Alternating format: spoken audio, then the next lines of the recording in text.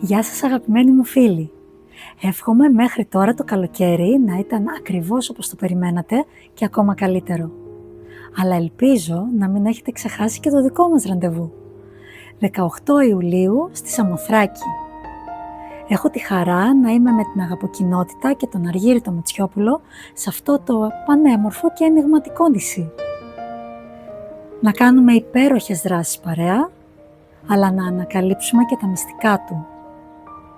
Και γιατί όχι να κολυμπήσουμε και στα κρυστάλλινα νερά από τους καταράχτες του. Τα βράδια θα κάνουμε και αστροπαρατήρηση. Σε έναν τόπο που η φωτορύπανση δεν έχει επηρεάσει τον ουρανό. Κάντε κλικ στον παρακάτω σύνδεσμο για να δείτε το αναλυτικό πρόγραμμα. Και αν νιώσετε το κάλεσμα, αν νιώσετε την καρδιά σας να θέλει να έρθει, απλά δηλώστε συμμετοχή και ελάτε. Ελπίζω να τα πούμε εκεί λοιπόν. Μέχρι τότε, από μένα πολλά φιλιά. Γεια σας.